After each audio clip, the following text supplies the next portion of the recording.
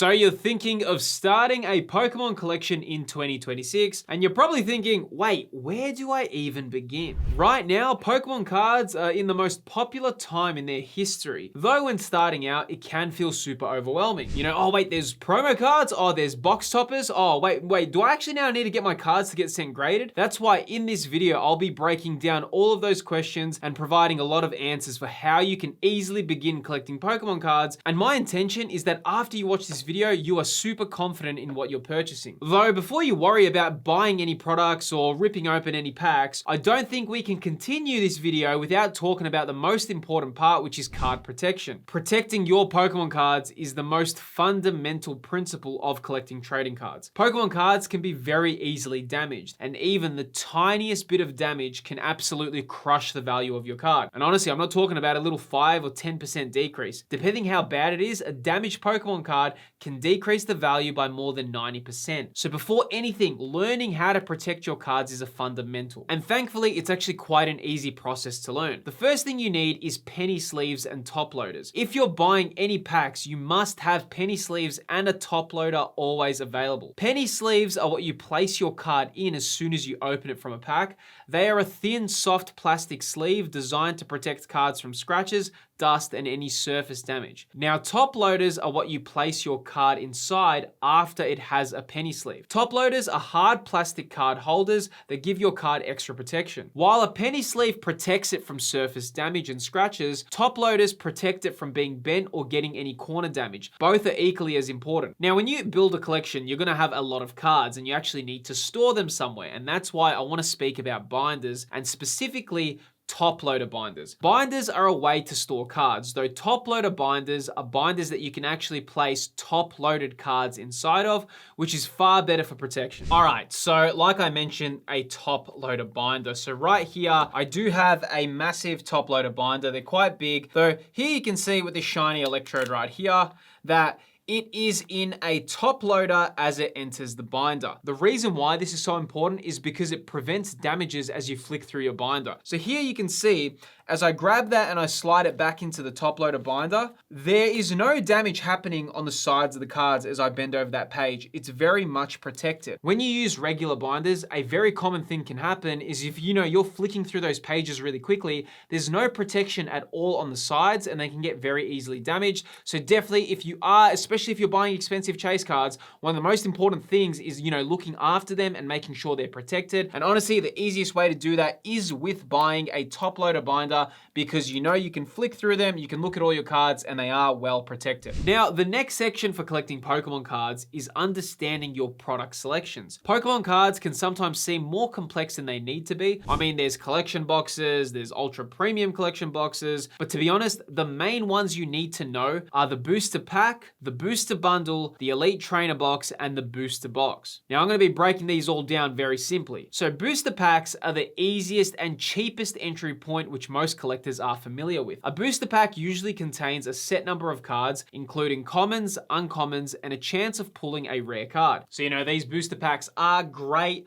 Really do rate them, of course, though they are a little bit of, you never know what you're going to get inside. But these are the most common products you will see whenever you go purchase them if you find them in store. And honestly, they're the most likely product you also see in store as well, especially throughout 2026. Though they're a fun way to open, really easily accessible, and this is kind of what makes it so exciting, because you're opening the products and you're getting a good experience with it as well. Now, the booster bundle is essentially your step up from a single pack. Booster bundles contain 6 booster packs inside. They're super easy to store because of their size, and they're generally a more cost-effective way to open multiple packs at once. But because they're cheaper and they're very popular, they're also one of the most heavily scalped products, and I'll be talking more about scalping and the issue that has on the hobby in just a moment. What I really like about booster bundles is that they're actually very easy to store as well. They're quite small, as you can see, fits pretty much in the palm of my hand, a little bit bigger than that, so it makes it easy for storage. Though in terms of Pokemon products for sealed products, they're probably one of the more affordable sealed products you can get, and you do get 6 booster packs. I really like booster bundles, and I think of them as like a mini booster box, a great way to kind of buy products and also keep them sealed if you like doing that. Now, also, if you found the video useful and you'd like to stay up to date with all what's happening in the Pokemon card world, feel free to subscribe to the channel. My name's Phil and I've been collecting Pokemon and Yu-Gi-Oh since the early 2000s. I personally love seeing all the new faces on the channel as well, so it's amazing seeing new people on board. Now, Elite Trainer boxes are big, bulky boxes that are far more interesting to look at. ETBs are arguably the best entry product for any beginner Pokemon collector. Elite Trainer boxes include usually 9 or 10 booster packs inside. They contain a booklet showing you every single card inside the set you purchased. There's a few coins, pins, and counters,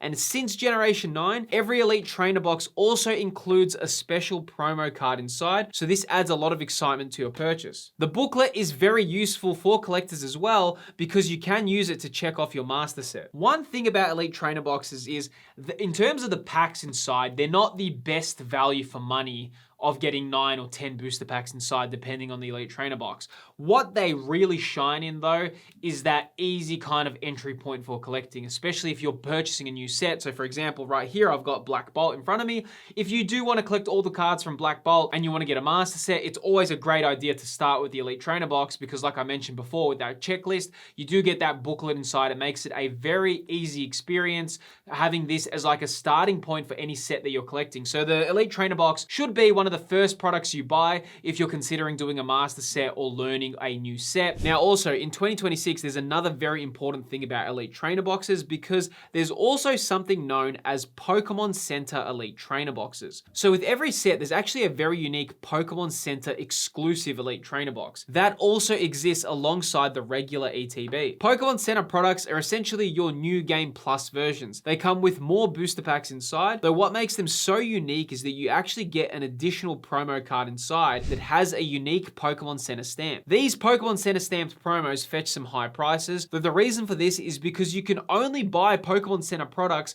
from the official Pokemon Center store. Though honestly, they can be quite tricky to purchase because they're so heavily in demand. If you really do want a desired collectible, these are definitely a great option to have. Now, finally, the booster box. Booster boxes contain 36 Pokemon booster packs inside, and they're usually the most expensive products you can buy. Booster boxes are the best way to experience a set, though also they're very expensive. Though also, as of recently, there's something known as enhanced booster boxes. Enhanced booster boxes have something known as box toppers inside. So these are guaranteed promos that sit on top of the booster box. So for example, right here, you can see the Mega Evolution Enhanced Booster Box. And if I did open up this Enhanced Booster Box, you would see on top that there actually sits a promo card, which is the Bulbasaur illustration rare. Box topper promos also have a unique stamp on the card from the set that they're from. So as you can see on this Bulbasaur illustration rare, it has a Mega Evolution stamp on the card as it's from the Mega Evolution set. The thing with these booster boxes, not every set has an enhanced version as well. That's something to keep in mind. For example, Surging Sparks right here